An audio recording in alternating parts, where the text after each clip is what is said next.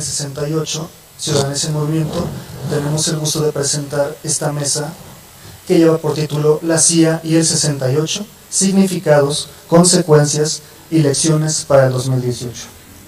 Tengo la grata oportunidad de presentar a dos ponentes importantes, relevantes en este tema, que es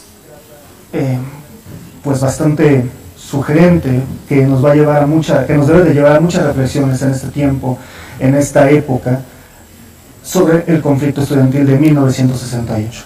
Quiero presentarles de primero al doctor Sergio Aguayo. Él es académico y analista. Desde 1977 es profesor investigador del Centro de Estudios Internacionales del Colegio de México y tiene el nivel 3 en el sistema de investigadores. Actualmente coordina el seminario sobre la violencia y paz en esa institución y, entre otras cosas, ha escrito artículos académicos y una docena de libros. Entre estos últimos, el último que destaco es el 68, los estudiantes, el presidente y la CIA. Bienvenido, doctor. Buenas tardes. También, desde luego, tenemos la oportunidad de presentar a la doctora Kate Doyle. Ella es analista del Archivo de Seguridad Nacional, un instituto de investigación y organización no gubernamental con sede en la Universidad George Washington, en Washington, Estados Unidos. También, entre otras cosas, es directora de un proyecto de documentación sobre México. Ha sido reconocida con el premio Alba Puffin, que se otorga a activistas en derechos humanos. Bienvenida, doctora. Muchas gracias. Pues bueno, vamos a dar inicio a esta mesa. Me interesa bastante comenzar con una pregunta que en este caso sería: ¿qué papel desempeñaron los servicios de inteligencia estadounidenses durante el conflicto estudiantil del 68? O lo que es más, incluso preguntarnos, ¿cuál fue la relación de sus jefes, de los jefes de seguridad, con el gobierno de Gustavo Díaz Ordaz? Por favor. Muy bien. Bienvenidos. ¿Puedo quedarme con el micrófono de aquí o tengo que usar este? Parece que tengo que usar este. Bien. Bien, en el 96, por acontecimientos que no vienen al caso, de hecho eran San Cristóbal Las Casas, decidí ponerme a investigar el movimiento del 68. Yo había participado durante 10 días, viví en Guadalajara, bien estuve 10 días y me regresé a mi tierra. Me sacudió el movimiento y algunos años después decidí investigarlo, aprovechando que habían abierto los archivos del Fondo de Gobernación, los acababan de entregar al Archivo General de la Nación, y desde entonces no he dejado el tema, aun cuando lo he intercalado con otros trabajos. En los dos primeros libros que escribí sobre el 68, y que están basados en archivos de México, Estados Unidos, Europa, me centré fundamentalmente en el choque entre la juventud y el régimen autoritario encabezado por Díaz Ordaz. Ese era el eje central. El factor externo lo veía como un telón de fondo importante, hasta que Renata Keller, una colega de la Universidad de Boston, actualmente creo que está en Nevada, se cambió, me envió uno de sus libros y allí mencionaba la historia de la estación de la CIA en México. Ese trabajo, junto con el libro de Jefferson Morley sobre Winston Scott, me hizo reevaluar la importancia que había tenido el factor externo en general y en particular el caso de la CIA, que ha sido lo más estudiado. En el momento que nos pongamos a investigar lo que hizo Cuba o dejó de hacer la Unión Soviética y otros países, seguramente tendremos algunos materiales que añadir a la historia del movimiento del 68. Pero con esta seguridad me quedo en la CIA. De los dos primeros libros desprendí dos grandes conclusiones que ahora voy a matizar. La primera conclusión es que el verdadero significado del movimiento del 68, de la rebelión juvenil, fue la exigencia de que hubiera un cambio de régimen de manera pacífica. Eso es fundamental, porque de hecho esa vocación pacífica liga el 68 con el 2018, cuando se cumple un ciclo, en mi opinión, en el cual pasamos de protestar en las calles a adoptar el voto como uno de los principales instrumentos de cambio, no el único, pero el voto se convirtió a partir del 88, junto con los derechos humanos y otras reivindicaciones, en los instrumentos de cambio.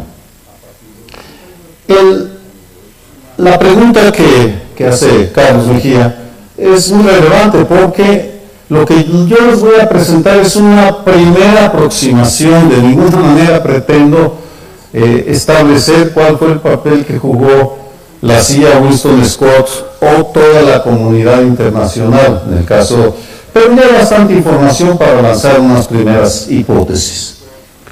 Gustavo Díaz Ordaz, de acuerdo a, en fin, era tal vez el presidente más autoritario después de la Revolución Mexicana, él tenía como principal asesor para asuntos políticos a Winston Scott. Este es su credencial del Departamento de Estado, que era su cobertura. De hecho, él era agente de la CIA, uno de los mejores agentes que tuvo la CIA. Fue entrenado por los ingleses durante la Segunda Guerra Mundial y era considerado de lo mejor no estaba en la categoría de los patricios que fundan la CIA, y eso creó ciertos problemas que no vienen al caso. Bien, él se convirtió en confidente de al menos dos presidentes: Adolfo López Mateos, a quien conoce en 1959 en un desayuno en Los Pinos, no eran Los Pinos, estaba en campaña, y Gustavo Díaz Ordaz. Según Jefferson Maury, Winston Scott, jefe de la estación de la CIA en México entre el 58 y el 69, entre el 56, perdón, y el 69, era el segundo hombre más importante de México después de Gustavo Díaz Ordaz. Es una afirmación muy audaz, pero en fin, eso es lo que dice él. Vamos a ver algunos elementos porque realmente tuvo influencia.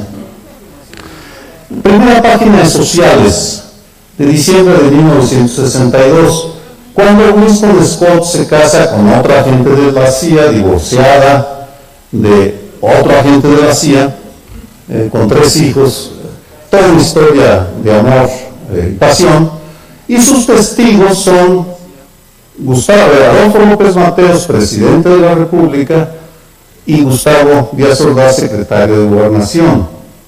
Aquí la pregunta es cómo un agente de la CIA tan sofisticado expone a sus fuentes en público al presidente y al secretario de Gobernación, lo cual es totalmente incomprensible, inaceptable. Y no solo eso, sino porque aceptan ellos. ¿Por qué aceptan ellos aparecer en primera página de Sociales y Excelsior, del periódico del momento? Y no solo eso, ¿por qué aceptan salir en un video que les voy a mostrar? Es un video muy raro de la boda, del día de la boda. Es como no tenía sonido, un colega me ayudó a ponerle sonido. Esto es un juguetero de académicos ociosos.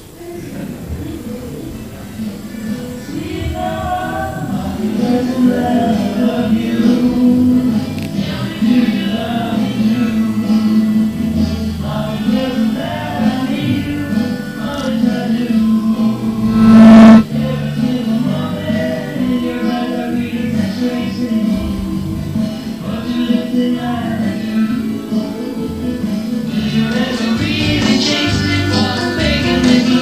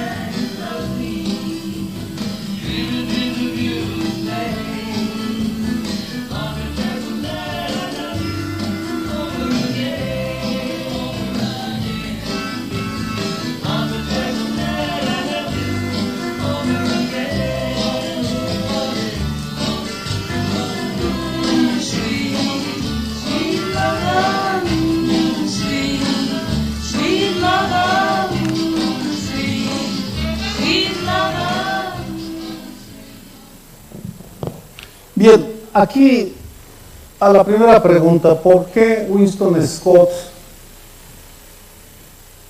quemó la identidad de sus informantes en público en 1962? De acuerdo al biógrafo de Winston Scott, conocía tan bien a México que sabía que si salía la foto suya con el presidente, no iba a haber un juez, el juez que llevaba la acusación el exmarido de Janet había demandado en México a Winston Scott por adulterio.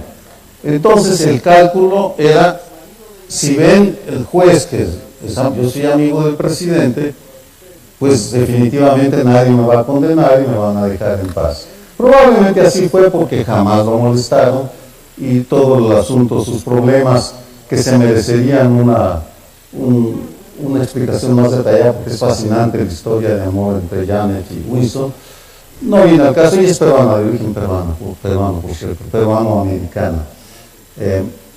La pregunta de por qué aceptaron Gustavo Díaz Ordaz y Adolfo López Mateos salir en este video y salir en la prensa, me lleva a hacer una hipótesis, porque por supuesto no hay expediente alguno sobre los motivos de unos o de otros, o sobre todo los dos presidentes.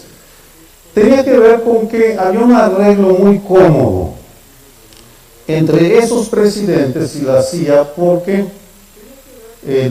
había dos razones. Un arreglo muy cómodo porque la CIA le proporcionaba la inteligencia que necesitaban los presidentes sobre las actividades subversivas de los comunistas del exterior, cubanos, soviéticos, alemanes del este, y los mexicanos. Eso era muy cómodo, y además era la arrogancia, porque en 1962 México estaba organizado y controlado por el PRI, por los presidentes. En consecuencia decían, bueno, pues que salga, no va a pasar nada, controlamos a los medios. Con los años sabemos que la relación era mucho más estrecha de lo que nos imaginamos. Esta señora Ann Goodpaster, también fundadora de la CIA, de la Oficina de Servicios Estratégicos, escribió este documento, no sé si se alcance a leer, pero es la historia de la estación de la Ciudad de México. Fue secreta de la CIA. Este fue el documento de 500 páginas, 300 censuradas, 200 liberadas. Y aquí aparece la información que confirma la cercanía. Por ejemplo, en enero del 64, lo puse en español, aquí está. En enero del 64, las oficinas centrales aprobaron la entrega de equipo, radio central y 4 radios automotrices para campaña de Gustavo Díaz Ordaz. Es decir, el candidato del PRI a la presidencia ponía sus comunicaciones en manos de un servicio de inteligencia extranjeros. Es absurdo. Segundo, la CIA le entregó a Ordaz $400 al mes como subsidio desde diciembre de 1963 hasta noviembre de 1964. Eso para su campaña. Aparentemente fue para pagar a sus guardaespaldas durante sus giras de campaña. Esto fue adicional, estas líneas son las claves, a un salario regular de, no aparece la cifra, no sabemos cuánto le pagaba, por mes pagado a Díaz Ordaz como agente de apoyo de la estación de la CIA. No hay ninguna duda. Díaz Ordaz estaba en la nómina de la CIA. Interpretémoslo como quieran, pueden decir que no le importaba, que era una frivolidad, pero el hecho es que él, de acuerdo a un documento de la CIA, no a lo que dijo un exagente de la CIA como Philip H. en los 70, sino a un documento de la CIA, él era agente pagado. Esto lleva al papel que jugó Winston Scott en el 68. Porque no tengo el tiempo de detallar lo que él hizo, pero tengo la evidencia para demostrar, aparece en el libro, para demostrar que él alimentó las fantasías anticomunistas de Gustavo Díaz Ordaz, que decidió a partir del 27 de agosto, elaboraron la tesis de que el movimiento estudiantil era parte de una conspiración comunista internacional que pretendía derrocar a su gobierno y poner a Alberto Castillo como presidente. En consecuencia, si el movimiento era de traidores, se justificaba el uso de la fuerza. Winston Scott jugó el papel de alimentar esas ideas y solo rescato dos cables de él. El primero, el que envió a las 12 de la noche del 2 de octubre a Washington. Los primeros disparos fueron hechos por estudiantes desde el edificio Chihuahua. La mayoría de los estudiantes presentes en la terraza de los oradores estaban armados. Uno de ellos con una subametralladora. Las tropas solo respondieron en el fuego de los estudiantes. Esta es la frase clave que respaldaba a Winston Scott. Ante Washington le decía el jefe de la CIA, de la estación de la CIA, los estudiantes dispararon. Los responsables son los estudiantes, no el ejército. Todo el debate sobre el Tlatelolco giró en los primeros años sobre ese tema. ¿Quién había disparado primero? Como no convencía a Díaz Ordaz con este argumento, porque no convenció, el New York Times y Le Monde, por ejemplo, sacaron la tesis contraria. El ejército disparó contra estudiantes pacíficos. Esa es la frase clave.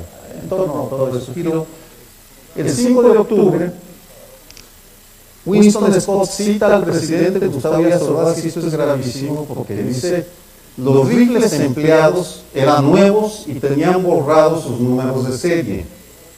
Grupos comunistas pro-Castro y pro-chinos estaban en el núcleo central de este esfuerzo y los comunistas pro-soviéticos se habían sumado para evitar ser acusados de cobardes.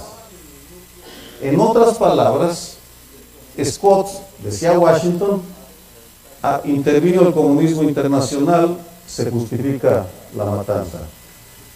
Cuando el asesor de seguridad nacional de Lyndon Baines Johnson lee estos cables, le escribe y le dice: demuéstralo. Y él tiene que reconocer: no está verificado, no está verificado. Y a raíz de eso empieza su desprestigio, su pérdida de credibilidad ante sus jefes, porque en realidad él ya era más aliado de Gustavo Díaz Ordaz que de Washington. Estaba más cerca de Gustavo Díaz Ordaz que de Washington en el 68. No todos los servicios de inteligencia, no toda la burocracia estadounidense compartía las tesis de Scott. De hecho, hubo una división. Este cable del Departamento de Estado es muy claro. Aun cuando hubiera habido ayuda de extranjeros, los estudiantes mexicanos difícilmente hubieran podido mantener la huelga por tanto tiempo. Su insatisfacción era amplia y extendida, es decir, había razones domésticas. Ese era el debate. O es interno, por lo cual la matanza no se justificaba, o es conspiración comunista internacional, con la cual se justifica. Winston Scott lo regresan, le quitan el cargo en junio del 69 y él pierde pues su credibilidad, se regresa a trabajar a México, pone una consultoría como buen político mexicano y se pone a venderles armas y aviones a Gustavo Díaz Ordaz, Luis Echeverría, Miguel Nazararo. Contrata a la hija de Nazararo, aunque no supiera escribir a máquina, porque esa sí se mexicanizó. He went native. Vamos, que es otra parte de la historia. La interpretación de Jefferson Morley creo que vale la pena. Dice: Scott se había hecho tan dependiente de sus fuentes de alto nivel que no tenía forma independiente de obtener información precisa sobre un evento político extraordinariamente importante. El gobierno mexicano le había entregado informes ficticios. El maestro titiritero se había convertido en títere. Yo avanzo otra hipótesis: se convirtió en títere de manera deliberada porque él estaba convencido que era una conspiración comunista internacional. Quería creerlo, necesitaba creerlo. Estaba equivocado. ¿Qué consecuencias tuvo esto? Bien, primero, lo más terrible es que el presidente Díaz Ordaz no tenía servicios de inteligencia propios, ni la sociedad mexicana tuvo la capacidad de dar una interpretación más mesurada sobre lo que fue el movimiento. Por tanto, las teorías conspiratorias y absurdas fueron las que imperaron. Un favor, ¿no le podrían bajar el aire acondicionado? Porque acá nos está llegando ya muy fuerte, si es posible. Segunda consecuencia, y es hipótesis. La operación de Tlatelolco, la matanza, fue organizada, sabemos, fue ordenada por Gustavo Díaz Ordaz y operada por el general Luis Gutiérrez Oropeza del Estado Mayor Presidencial. Yo sostengo como hipótesis que también Winston Scott fue incorporado en esta conspiración. Hay sí una conspiración en contra del ejército mexicano, los estudiantes y la policía. En ese caso sí. No hay manera de comprobarlo, pero hay indicios y simplemente lo sostengo, ya que Kate me está viendo con escepticismo.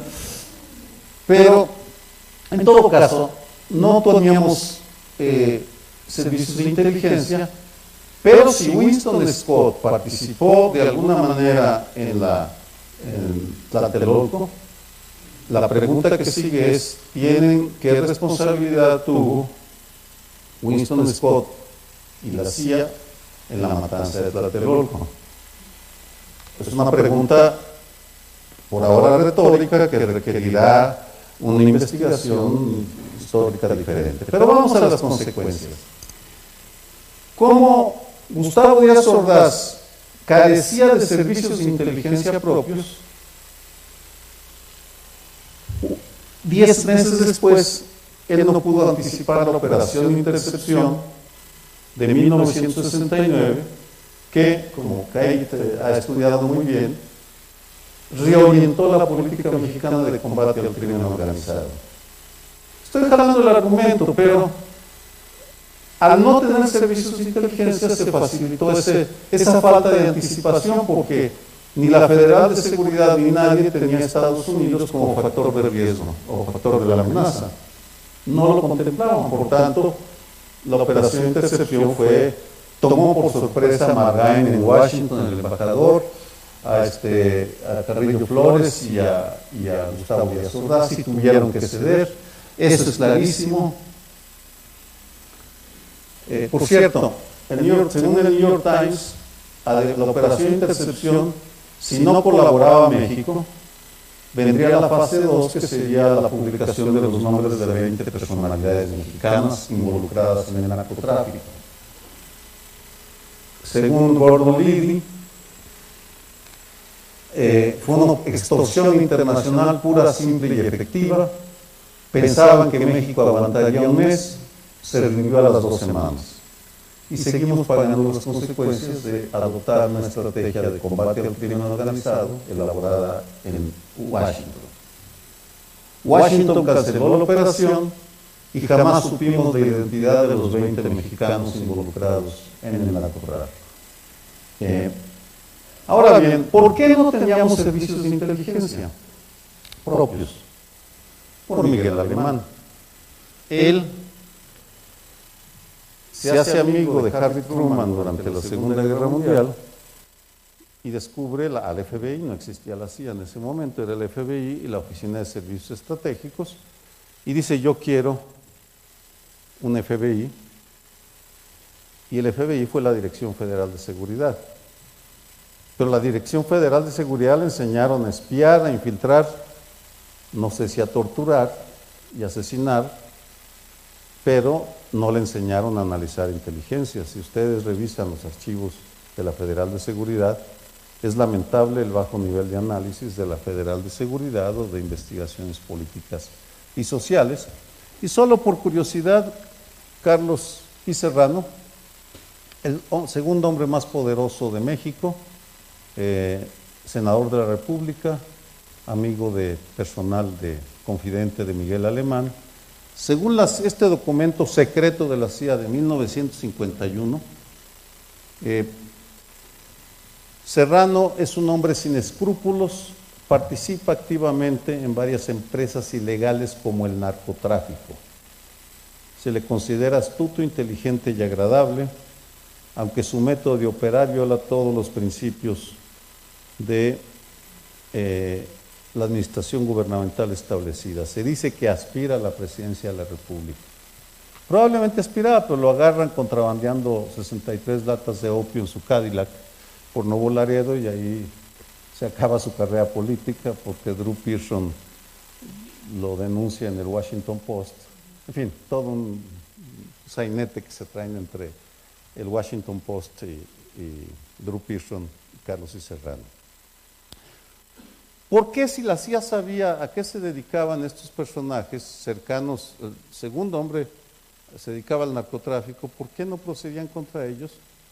Porque en aquellos años los narcóticos no eran un problema bilateral. Eso vendría después. Simplemente era un asunto relativamente menor y a Estados Unidos le interesaba la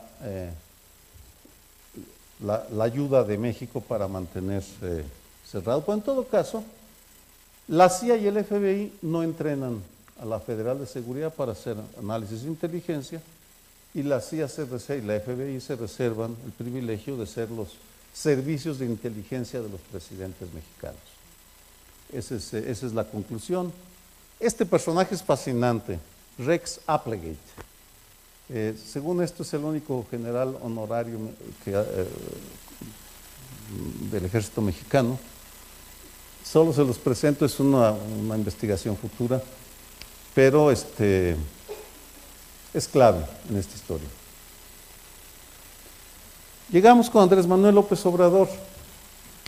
El problema con toda esta historia es que seguimos igual.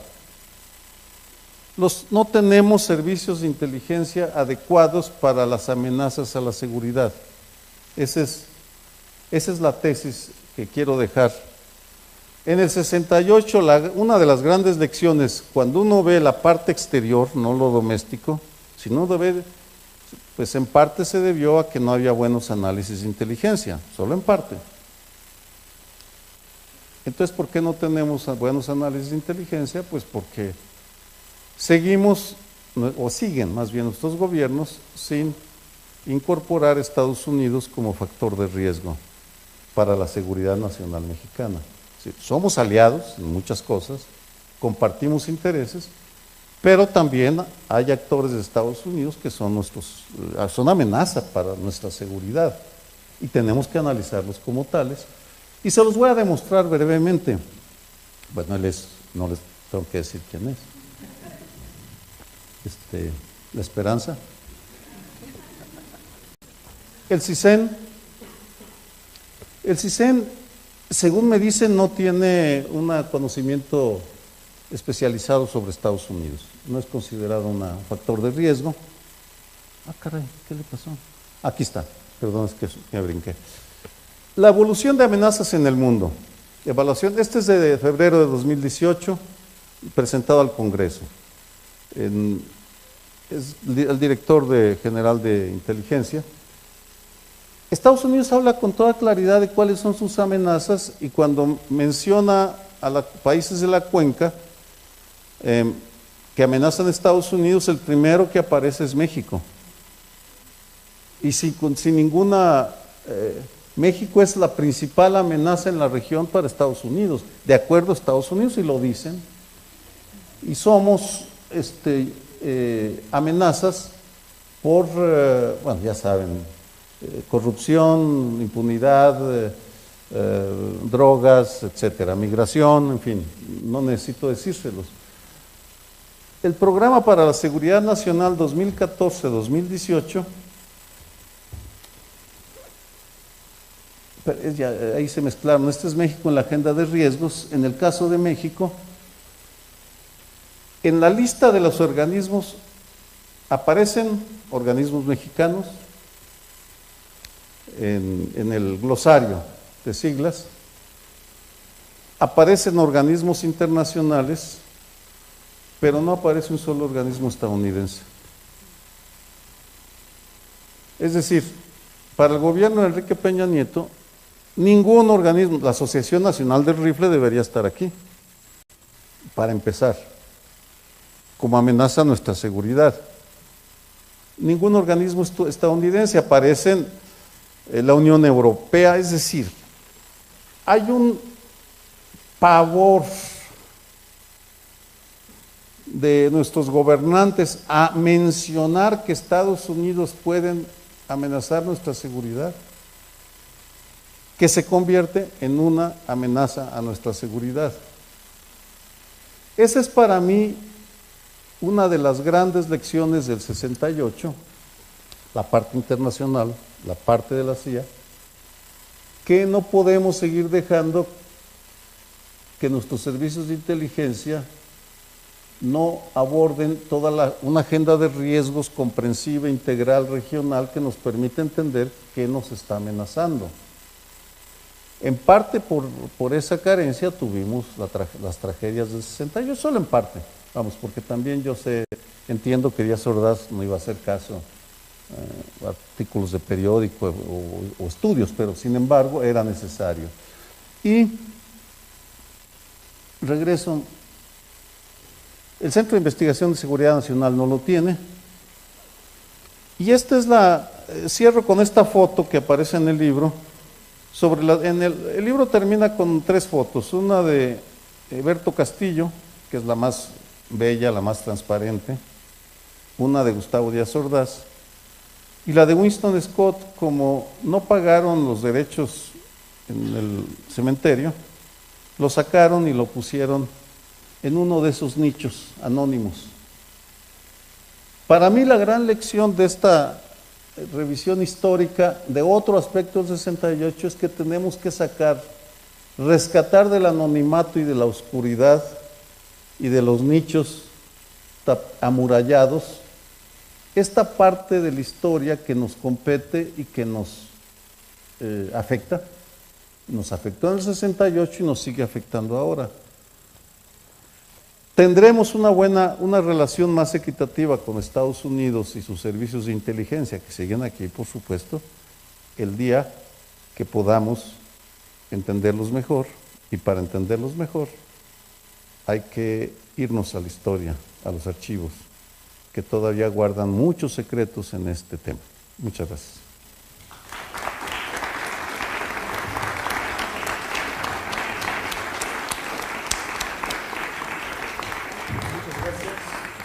Muchas gracias, doctor Aguayo, por tan sugerente exposición, bastante interesante, sobre todo pensando, replanteándonos la situación, el asunto de la correspondencia entre informantes, entre Gustavo Díaz Ordaz, entre la CIA, entre la propia Dirección Federal de Seguridad.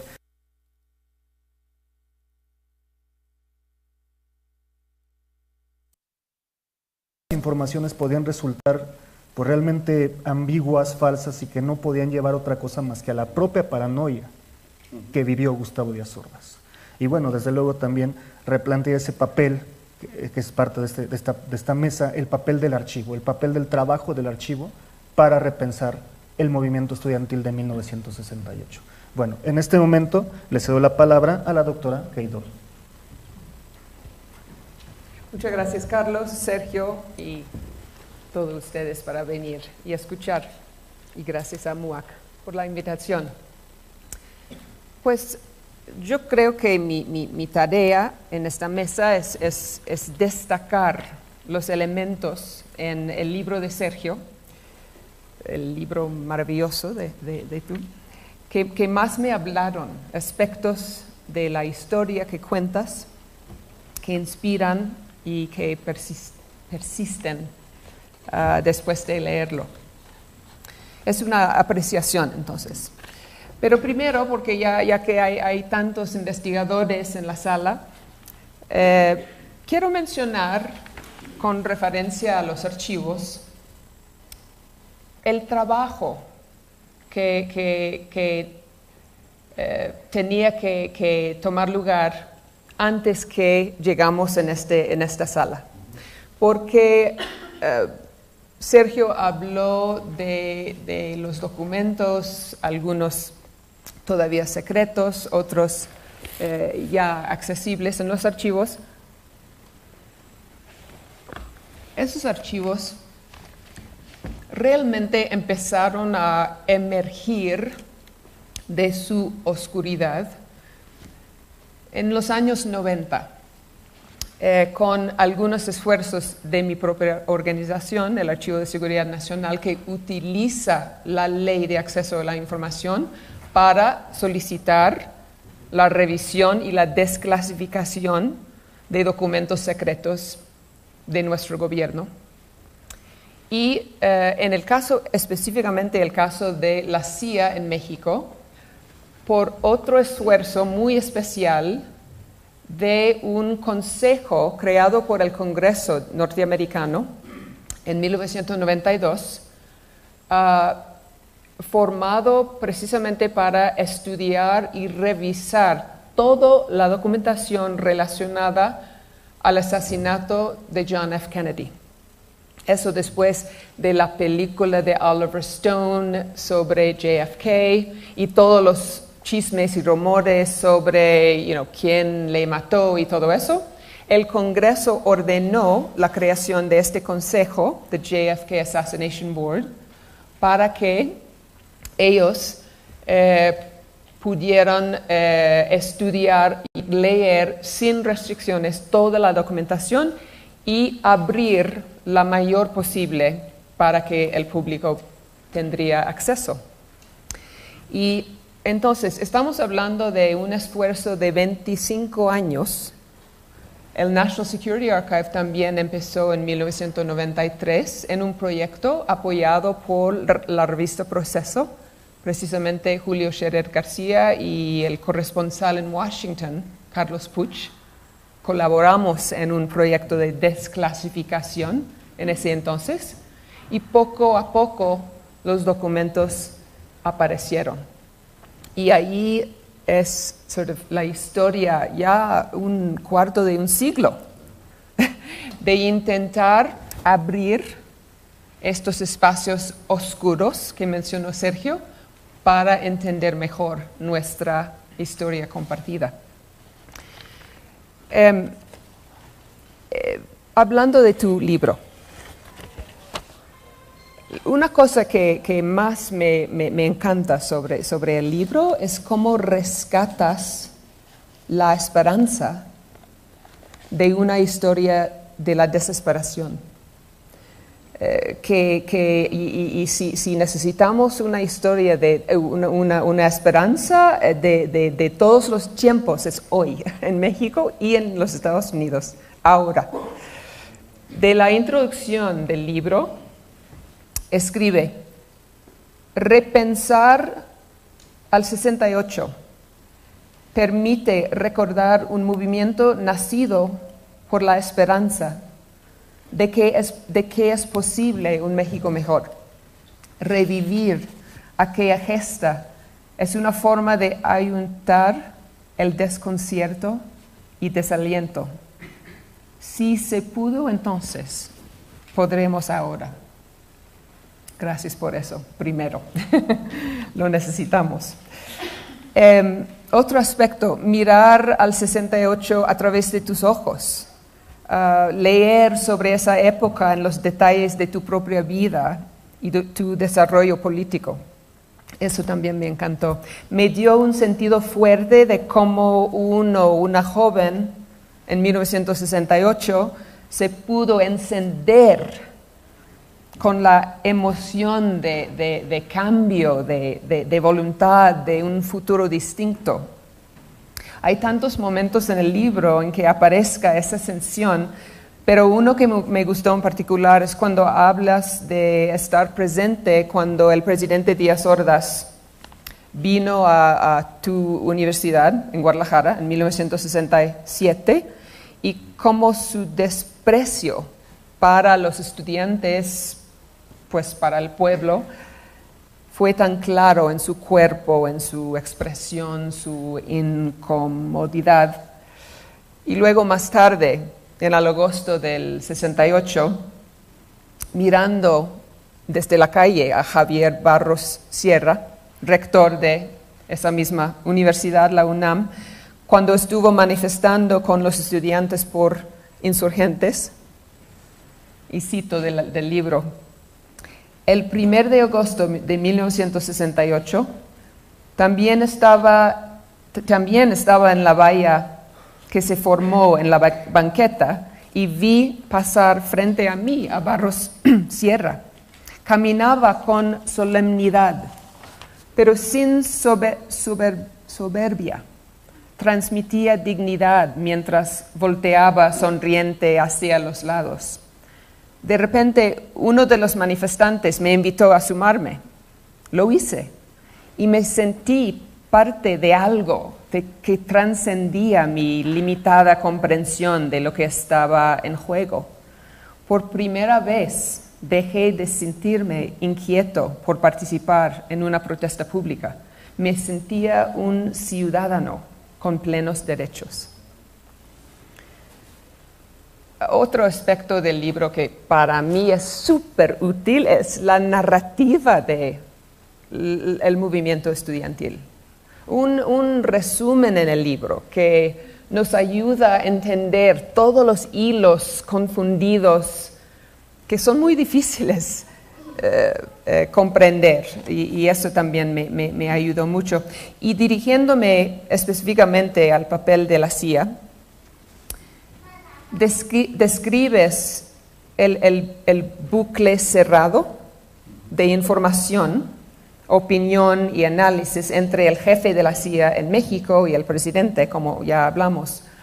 Una relación aparentemente de amabilidad genuina y de camaradería, pero también una relación últimamente no profesional, no productiva, una relación que cegó a ambos hombres y en torno a sus naciones, a las realidades sociales y políticas que fueran en un estado de gran turbulencia. Y cito otra vez del libro: en base de las garantías de Win Scott, el 24 de julio, 2 días antes de que empezaron las movilizaciones, el embajador Fulton Freeman aseguró en un cable dirigido a Washington que, basándose en una encuesta, el 90% de los universitarios mexicanos estaban satisfechos con el régimen y que solo una pequeña minoría era activa políticamente. Su conclusión era que es muy poco probable que el movimiento estudiantil tome proporciones críticas, al menos en los próximos años. Eso me acuerda de otro bucle cerrado en esa época que fue que nos dañó tanto, entre los generales en Vietnam y los oficiales civiles en Washington. Durante 3 presidencias, asegurándose uno a otro que va muy bien la guerra, que la guerra es en el interés americano, que la guerra se va a ganar. Eso no terminó muy bien. ¿Ya? Otro aspecto del libro que realmente ya hablamos, pero los detalles, no solo en general esa relación entre el jefe de la estación de la CIA, el presidente, pero los detalles del apoyo de la CIA. El presidente Díaz Ordaz, por ejemplo, recibió de la CIA un resumen de inteligencia diario que incluía las actividades de las organizaciones revolucionarias mexicanas. La CIA ayudaba a los mexicanos en la planificación de operaciones, arrestos y acciones represivas.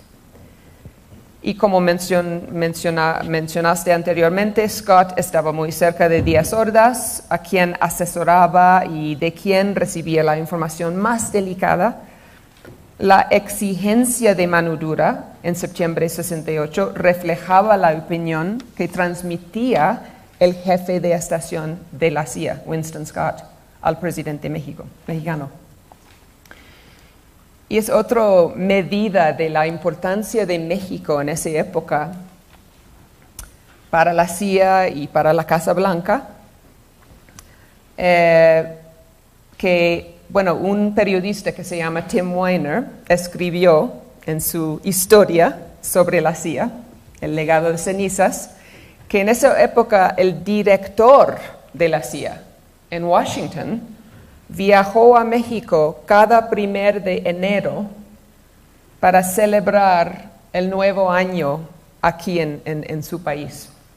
Eso es muy raro. No hay otro país que merecía ese tipo de atención, algo sin antecedente. Entonces sí, la CIA jugaba un papel muy, muy clave en ese entonces. El único, no es una crítica, pero es un punto de debate, que diría yo, sobre la cuestión, la idea del concepto de la CIA en México y el efecto de la CIA en el 68. Es que a veces yo creo que recibe demasiada atención la CIA. La CIA es y era una proyección del poder de los Estados Unidos. Es y era un instrumento del presidente de los Estados Unidos.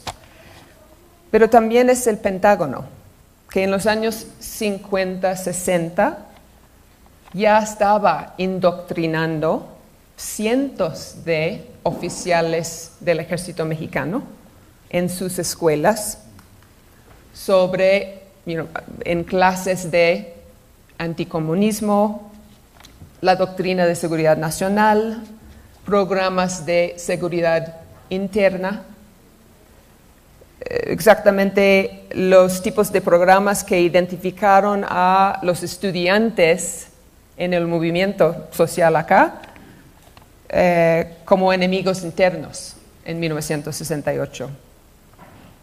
También el Departamento de Estado y su embajada, sus consulados por todo el país de México reportaron por décadas y en gran detalle sobre el fraude electoral inevitable, generalizado hasta las elecciones más locales, pero sin denunciarlo, sin hablarlo públicamente frente al Congreso, sin cuestionarlo, simplemente informaron la cosa, no en los años 60, sino en toda la historia, hasta los años el 88 y después.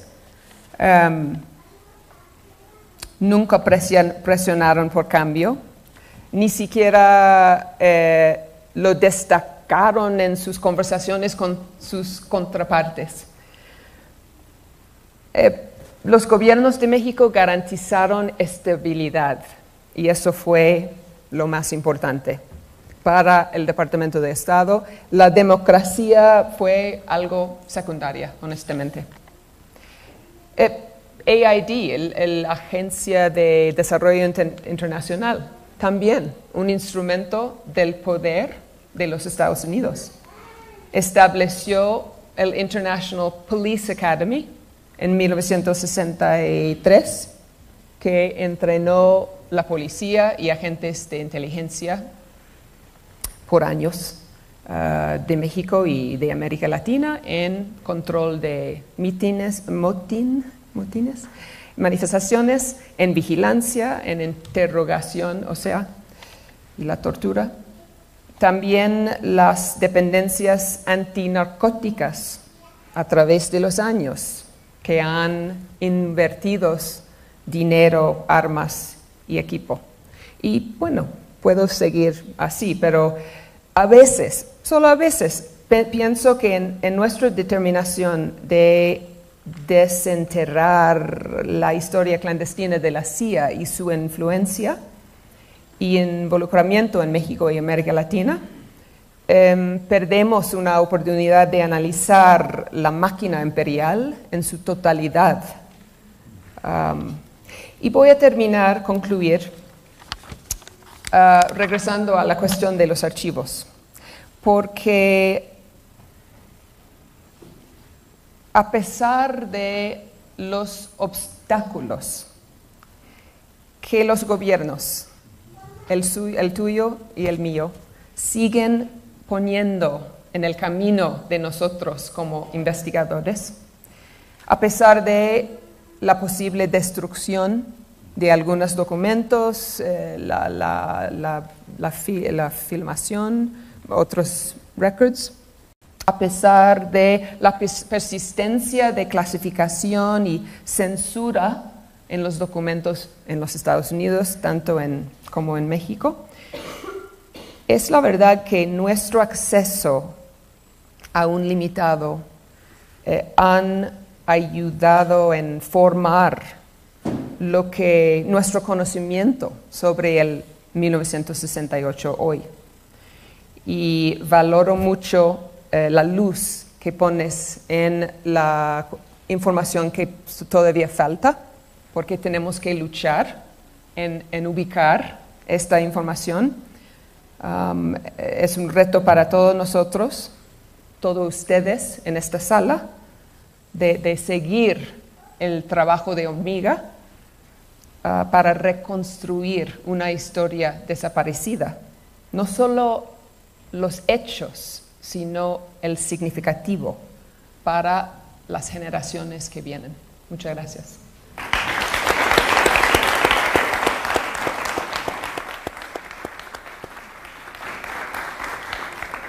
Muchas gracias, doctora Doyle, por tan importante reflexión sobre toda esta parte final del trabajo en el archivo, que no solamente implica nuestra interpretación como estudiantes, como académicos, sino también el seguir luchando porque se nos dé ese libre acceso a todos y cada una de las personas que deseen saber qué ocurre, sobre todo que hemos vivido en estos últimos 6 años una situación bastante deplorable, triste, y no hay palabras, bueno, sí las hay, pero vamos a dejarlo ahí, sobre todo en este papel del cierre, la censura de los documentos y de la información.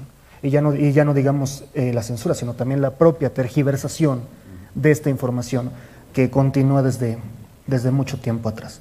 Pues bien, todavía tenemos un tiempo para continuar con esta discusión, desde luego para que nuestros invitados, nuestro público también tenga oportunidad de hacer algunas preguntas, pero yo quisiera hacer una antes aquí a los ponentes.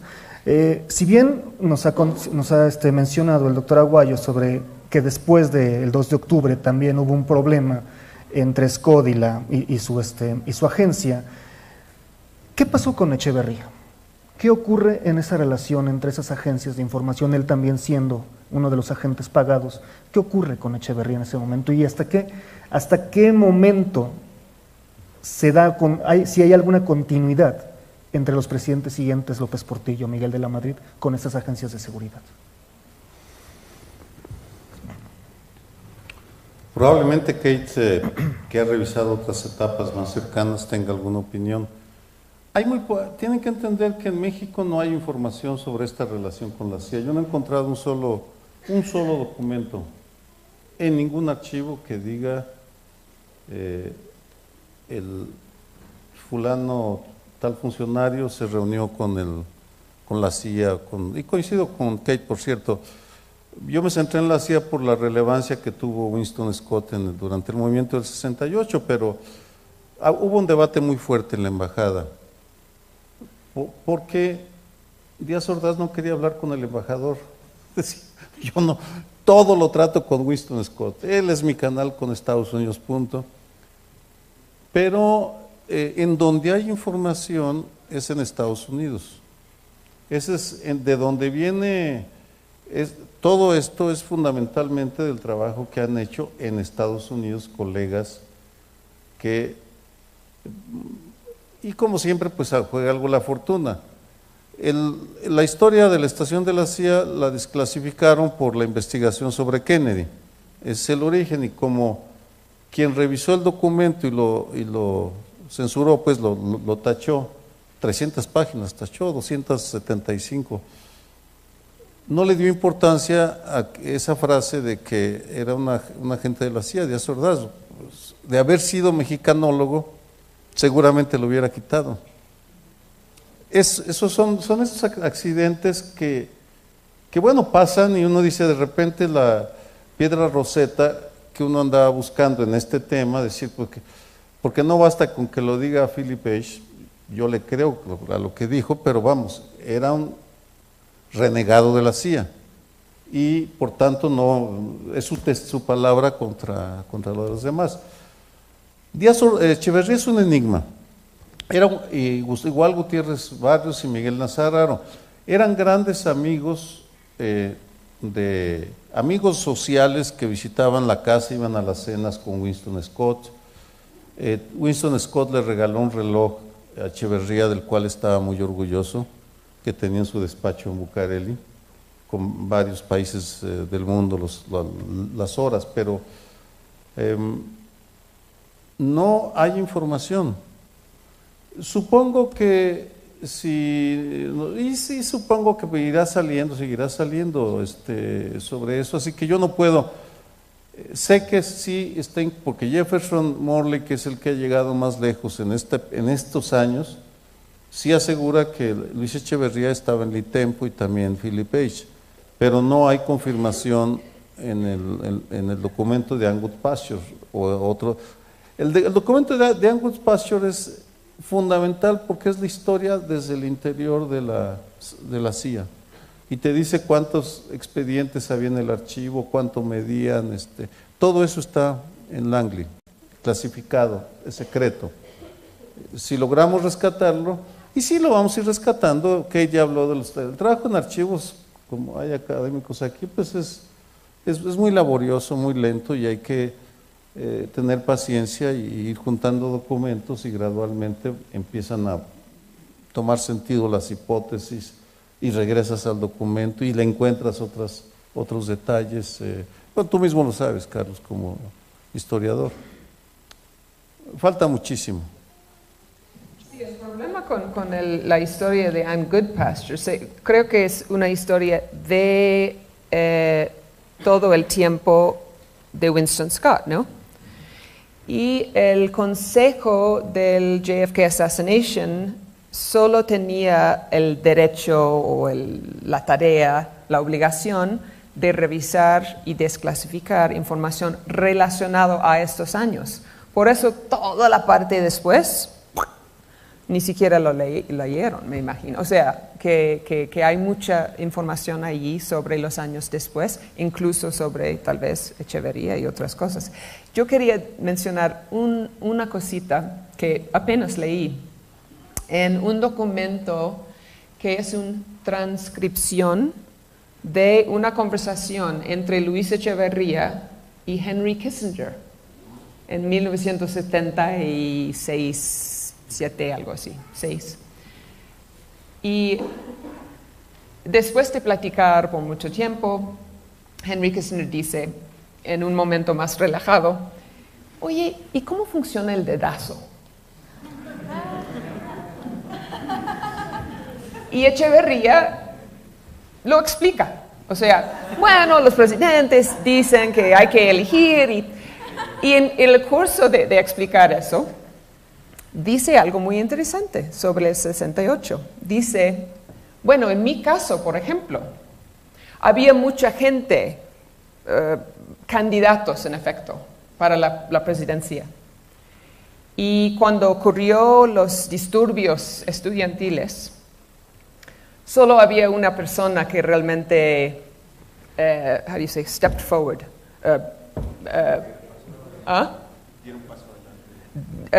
Sí, o actuó en una manera firme, eso es lo que dijo.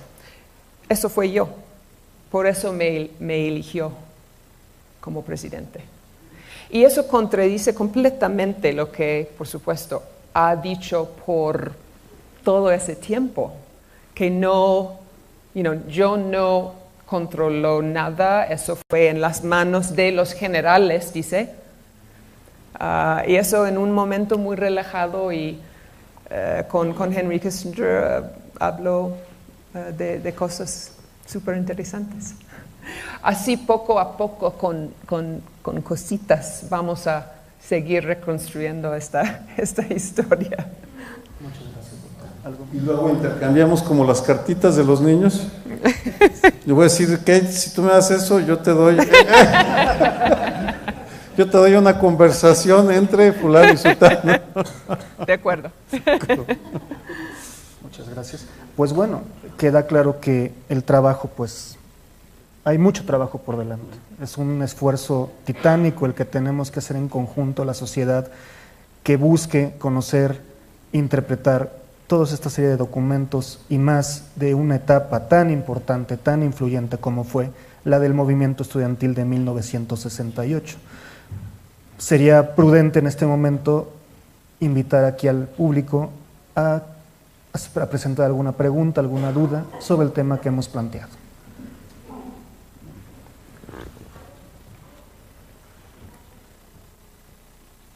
A ver si, por favor, una.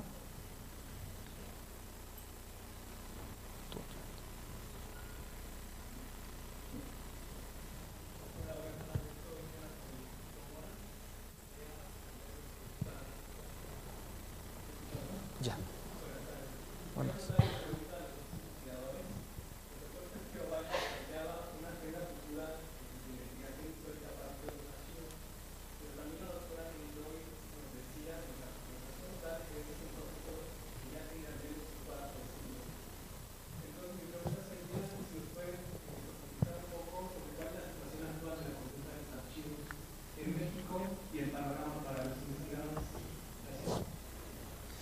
¿Quieren contestar o seguimos con la ronda?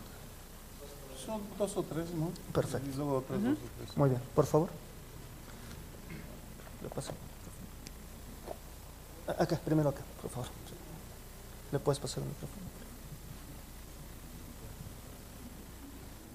Gracias. Buenas tardes.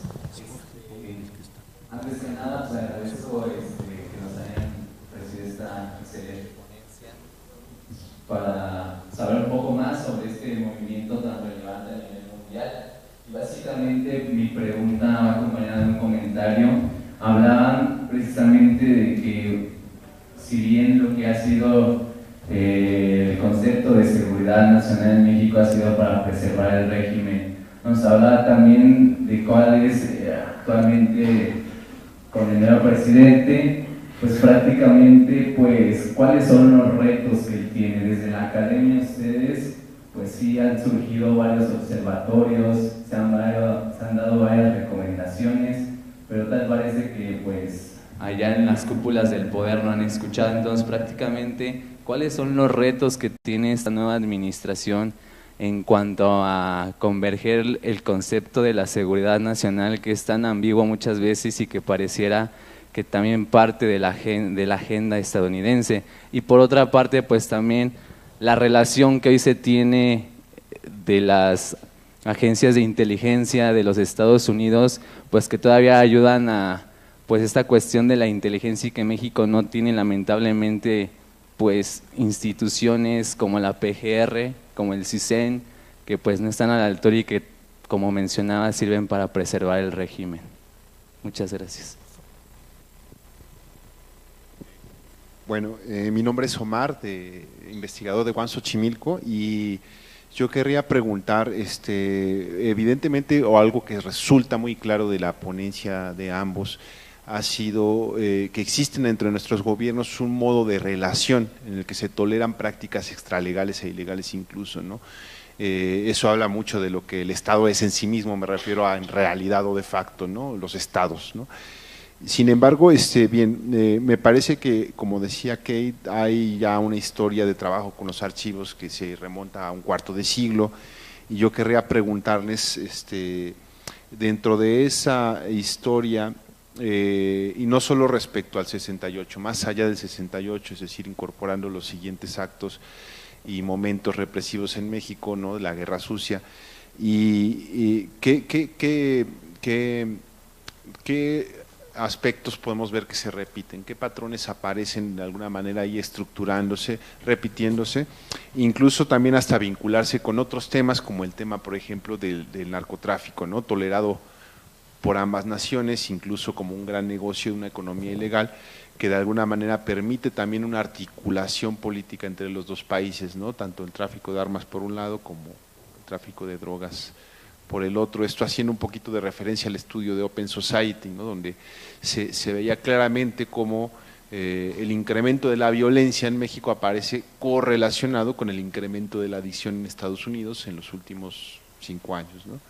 Entonces, ¿qué patrones podemos ver que se repiten en esa historia ya de larga data? Muchas gracias. Por favor, doctor. ¿Yo?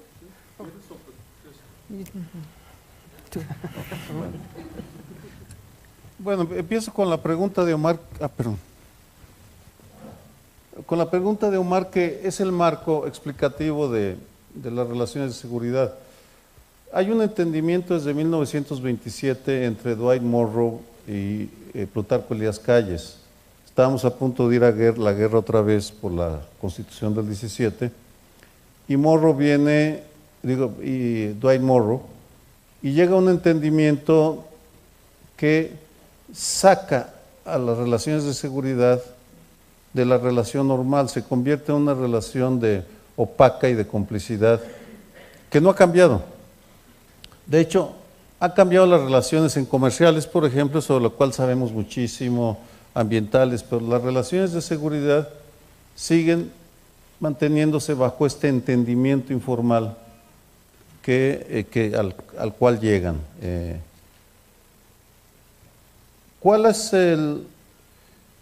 por supuesto que no era lo mismo el México de Estados Unidos de los años 20, 30, 40 al de la actualidad, y gradualmente, y ahí sí coincido los últimos 25 años, con la apertura de diferentes archivos en Estados Unidos. Primero fue Estados Unidos con la resaca de Watergate y Vietnam, en donde viene la primera oleada de apertura que va forzando la apertura de archivos en México, y que el dique se abre cuando entregan el Fondo Gobernación, que llega hasta el 85, en 1996.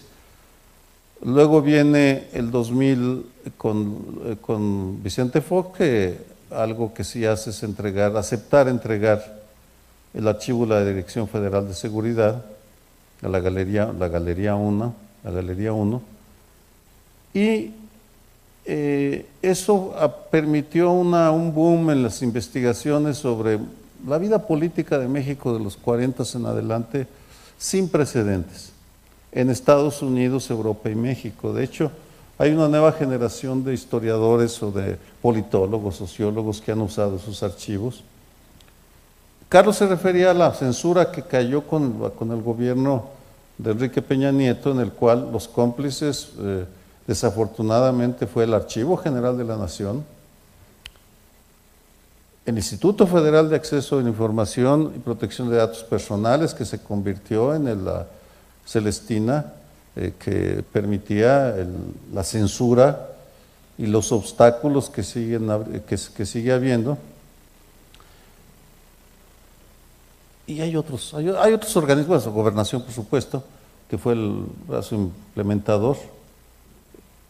Frente a eso, decidimos sacar los archivos de México. Este jueves se anuncia que estarán disponibles para todos ustedes los archivos de muchos de nosotros, incluida Kate, yo, sobre el 68. Vamos a poner en 2 servidores, uno en Europa y otro en Estados Unidos, todos los documentos sin censurar, como una forma de protesta y de inconformidad con la censura, y elegimos el 13 de septiembre para conmemorar la Marcha del Silencio. Ustedes nos quieren callar, pues no nos vamos a dejar. Y nos vamos a dejar abriendo a la sociedad de todo el mundo los documentos que hemos ido acumulando durante 25 años.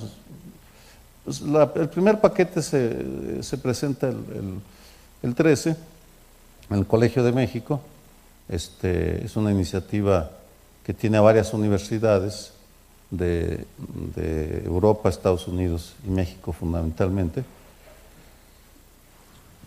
Es, por supuesto, cuando lo decidimos hace 2 años, este proyecto, no sabíamos que iba a ganar López Obrador.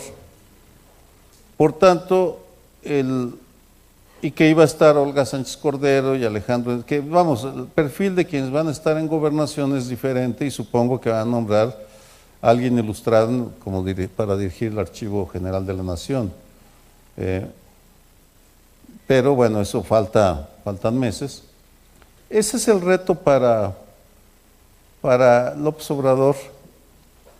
Vicente Fox prometió, empezó a abrir, luego se cerró porque se dio cuenta. Los gobernantes cuando llegan al poder se dan cuenta del poder que tiene la verdad. Entonces ahora ya sabemos que va a haber varias comisiones de la verdad, pero en temas de seguridad, ¿hasta dónde se van a abrir? Yo le planteaba a algunos de ellos si van a ser públicas los acuerdos que hay entre los servicios de inteligencia, el Pentágono, el Departamento de Estado, en temas de seguridad nada más, y la Policía Federal, Gobernación, CISEN, etcétera. Ese es el reto al que vamos a ver, pero tampoco hay que hacerse demasiadas ilusiones, digamos, no porque no tengan buenas intenciones ahora, sino porque las presiones que van a recibir de todos lados para que sigan cerrando la información son muy grandes, y aquí dependerá yo no creo en la Santísima Trinidad que va a bajar desde Bucareli o desde Los Pinos o Palacio Nacional ahora y nos va a entregar la verdad. Tenemos que rescatarla nosotros, porque si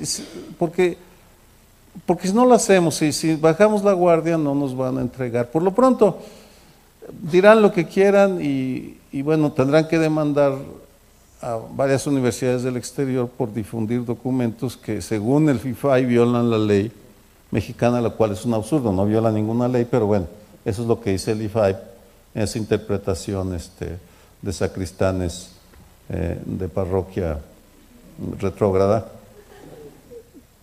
Esos son los retos, y ese es el reto de los historiadores, ustedes, el Mora, UAM, de todos lados. Tenemos que defender el acceso a los archivos, punto.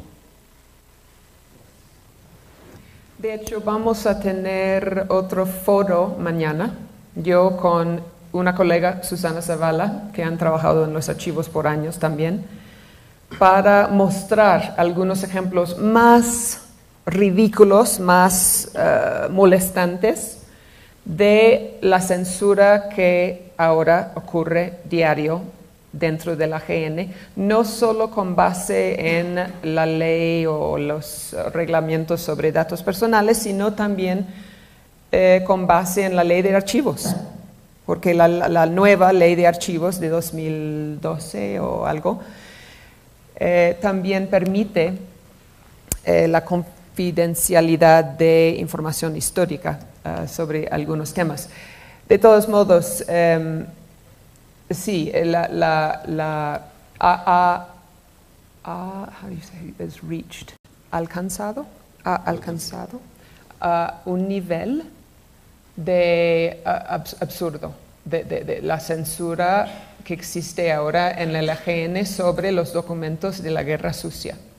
Y hay documentos ya publicados, ya accesibles en libros, en revistas, en colecciones en línea, tal como en el sitio web de National Security Archive, que están mutilados hoy por el gobierno Peña Nieto.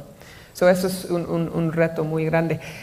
Realmente es difícil para mí dirigirme a la cuestión de los retos de AMLO, aparte del acceso a la información, que es mi especialidad, pero quisiera mencionar la cuestión de derechos humanos, el papel de las fuerzas de seguridad. Eso tiene eco en tu pregunta, qué son los patrones que encontremos en los documentos por los años.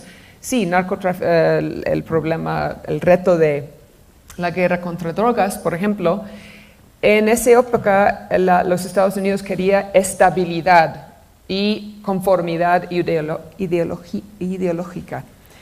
Ahora y por muchos años, la colaboración en la guerra contra las drogas ha sido algo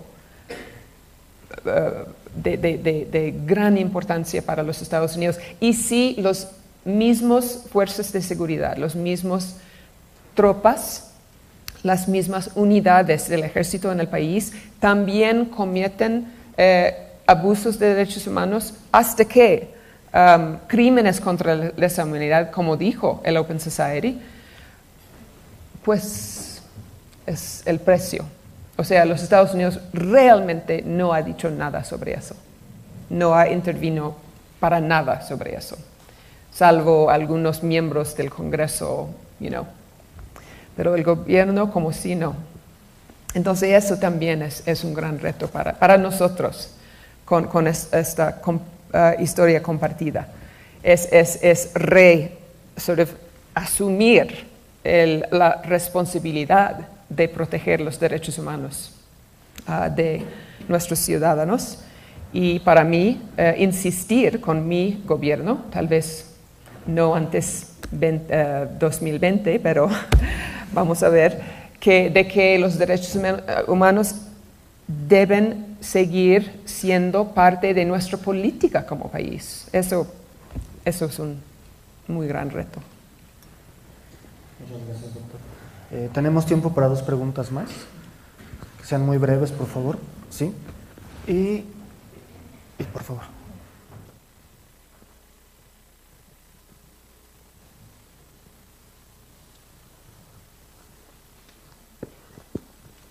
Hola, buenas noches. Agradezco a la mesa su participación. Mi pregunta es para el doctor Sergio Aguayo. Usted ha comentado que en México no hay servicios de inteligencia, ni tampoco los hay actualmente, pero a mí me parece que ha habido matices en cuanto a las dependencias. Por decir, sí, comparto de que en la DFS los informes son muy burdos. Sin embargo, me he encontrado archivos de información de la Sedena o de investigaciones políticas y sociales que sí contienen análisis más minuciosos sobre ciertos eventos. Entonces, ¿cómo podemos entender los servicios de inteligencia en México o, a su consideración, qué le faltan a estos servicios, a estas dependencias para que realmente pudieran ser llamados inteligencia? Gracias. Por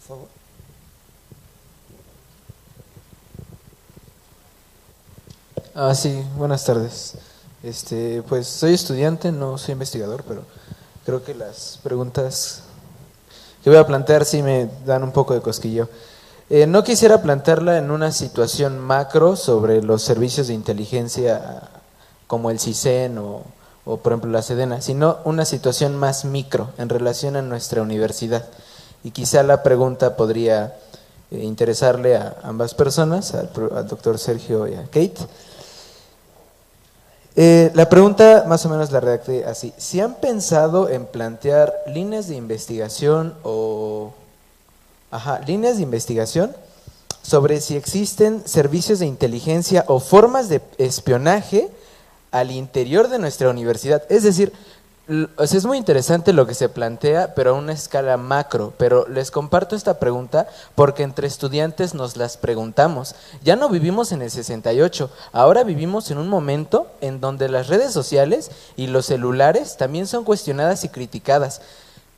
Y lo pongo muy básico: cuando en el movimiento estudiantil decimos, compañeras, compañeros, ya no podemos utilizar el servicio de WhatsApp porque pueden ser intervenidos. Podemos utilizar otra, es decir, son discusiones cotidianas entre universitarias y universitarios. Entonces, también le pregunto a la doctora Kate si se ha preguntado si existen estas formas de espionaje trabajadas o no lo sé. Creo que sí sería una pregunta interesante al interior de las universidades públicas o en el caso de las universidades de Estados Unidos, porque de repente nos lo planteamos en una situación macro cuando podemos vivirlo en este momento. Gracias. Gracias. Pues ¿Otra pregunta antes? Una pregunta y un comentario. Ok, adelante. La pregunta la hago al final de mi intervención. Mi nombre es Enrique Lira Soria y soy técnico académico del Archivo Histórico de la UNAM, una entidad universitaria que se encuentra a 100 metros de aquí. El Archivo Histórico de la Universidad Nacional tiene más de 10 fondos documentales y gráficos sobre el movimiento estudiantil de 1968, sus antecedentes y sus consecuencias. Dentro de estos grupos documentales se encuentran dos fondos que son uno muy relevante y uno muy desconocido. El fondo muy relevante es el de Manuel Gutiérrez Paredes, que fue el fotógrafo oficial de Luis Echeverría, que trabajó sigilosamente y que al revelar sus negativos se encontraron muchas imágenes muy reveladoras, entre ellas la existencia del Batallón Olimpia. Bueno, el archivo de Fernando López Arias es una copia de las que se enviaban a los gobernadores de lo que estaba sucediendo en el centro del país. Fernando López Arias fue gobernador del estado de Veracruz y él recibía, por lo tanto, su entrega periódicamente. Este archivo de Fernando López Arias se compone de más de 2,000 piezas documentales, que son los reportes de más de 400 agentes que Gobernación tenía infiltrados en el movimiento estudiantil. Estos agentes espiaban mítines, marchas, plantones y asambleas. Y si bien los reportes son breves, no son muy descriptivos, no se requiere mucho conocimiento ni mucha sabiduría para ver que el movimiento estudiantil era un movimiento inofensivo. Fuera de las marchas, de los gritos, de las consignas y de las peticiones que ellos expresaban, no había una logística militar, no había nada que hiciese peligrar al Estado mexicano.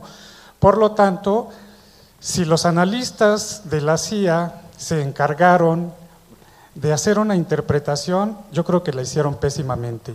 Y hay que recordar una cosa, según Hollywood, y aquí viene la pregunta, creo que la CIA se deriva de una organización secreta llamada Skull and Bones, Huesos y Cráneos, y esta organización tiene como uno de sus propósitos desestabilizar a los países que son estables, que están en vías de desarrollo, para después endeudarlos y meterlos al nuevo orden mundial. Estos serían mis comentarios. Muchas gracias. Por favor. ¿Quieres tú? Ok. Espionaje en las universidades ya existe en los Estados Unidos ahorita mismo. Black Lives Matter es un movimiento social de estudiantes y jóvenes para afirmar las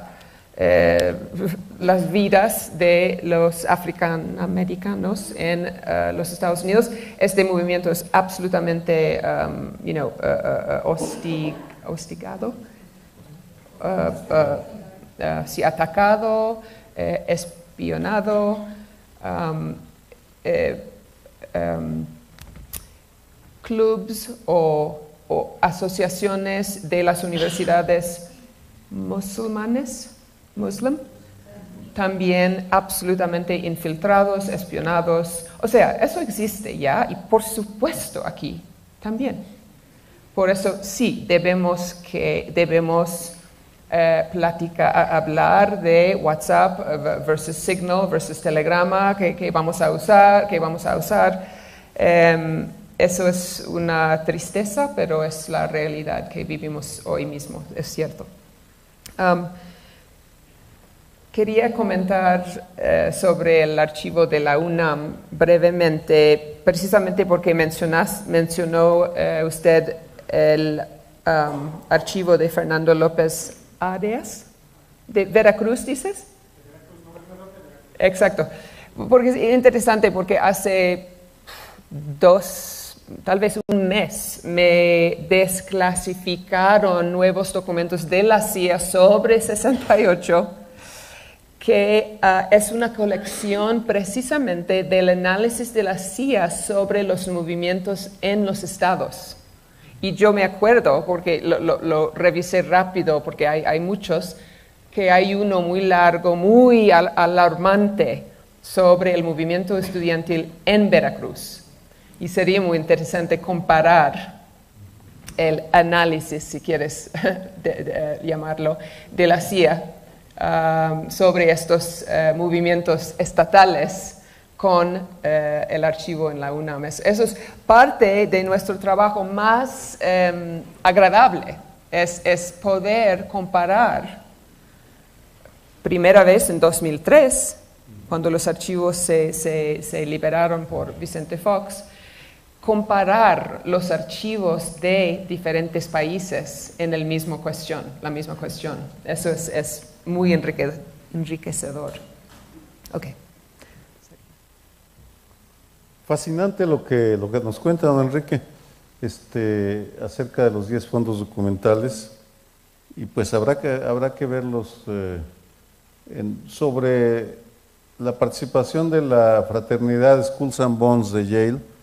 Sí participaron, pero de hecho es más bien la Organización de Servicios Estratégicos creados cuando se empieza la Segunda Guerra Mundial, y que tiene dos vertientes sociales, una de las escuelas de Ivy League, emulando a los británicos, y que sí vienen las gentes de más, de la aristocracia, digamos, de Estados Unidos, aristocracia muy diferente a la británica.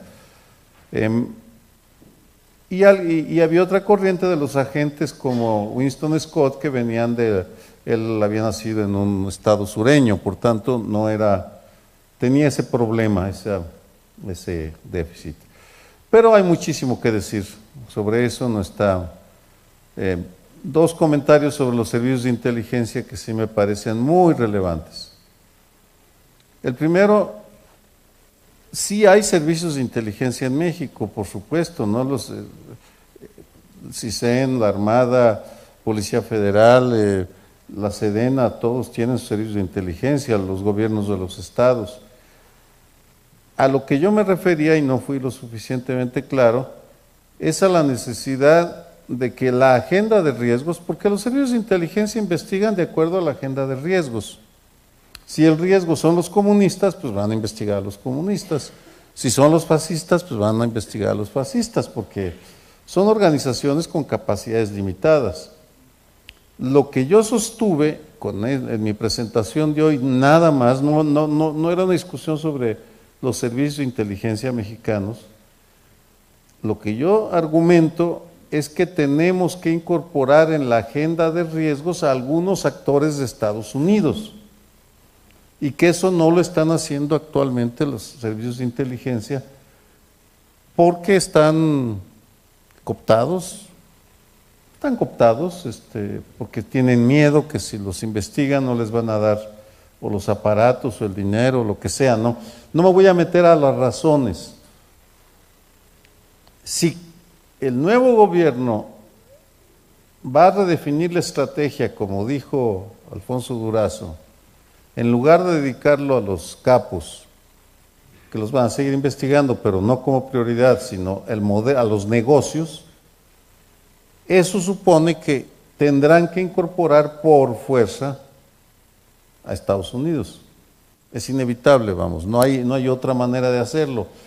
Ese es el argumento que estaba haciendo y el que sostengo. Nada más, no, sería absurdo que negara que hay servicios de inteligencia, y el CISEN frente a la Federal de Seguridad es un avance enorme, no hay duda, y sí produce, hasta donde yo sé, materiales de buena calidad. Mi argumento no era ese, era diferente, hay que revisar la agenda de riesgos. Eso es todo, ¿no? Vamos a revisarla y tienen que revisar ellos, pero también como ciudadanos tenemos que tener la capacidad de revisarla. Entren ustedes a la página del CISEN ahora y verán que no hay ninguna agenda de riesgos. La quitaron, porque la agenda de riesgos es lo que dice que considera prioritario el gobierno de un país para combatir, vamos. Por eso es importante, es clave ese término. Ahora, lo que sí hay, y hablando de la universidad, yo desconozco, no lo he investigado, pero los servicios de inteligencia se han multiplicado, abaratado y prostituido. Y hay servicios de inteligencia que están, que son negocios, que están hechos al mejor postor, que venden información pues o sobre pedido o simplemente por molestar a la gente. Y tendrían que regularse, por supuesto, pero en fin, no creo que vayan a ser una prioridad el control de los servicios de inteligencia de la UNAM, si es que los hay, lo ignoro. No me sorprendería, vamos. No me sorprendería, pero no lo puedo asegurar, porque eso a mí no me toca. Son los universitarios los que tienen que interesarse por establecerlo. En el Colegio de México ya no hay, en alguna vez sí había servicios de inteligencia hace ya muchos años, pero afortunadamente, hasta donde sabemos, no se espían. Y bueno, si hacen bien, yo coincido con Kate, hay que ser cuidadosos con los teléfonos celulares y con las computadoras. Yo no sé si, como no puedo ver bien, se pasó a agradecer que si no, pues a Yuridia, que le pido que él se lo transmita, a Ricardo Rafael la invitación y a Jorge Volpi el honor que nos concedió al estar presente en esta sesión. Es gracias y agradecer a la Universidad Nacional Autónoma de México como parte de esta extraordinaria coordinación interuniversitaria que haya auspiciado este evento que pues ha resultado muy grato. Gracias, Kate. Gracias, Sergio.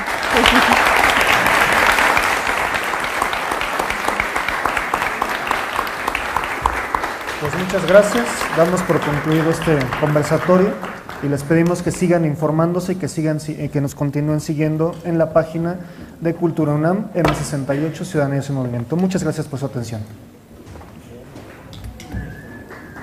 Hola, ¿me regalan una foto con Álvarez? Sí. Gracias, doctor. Muchas gracias. No, gracias. Gracias, Carlos. Gracias. Muy bien.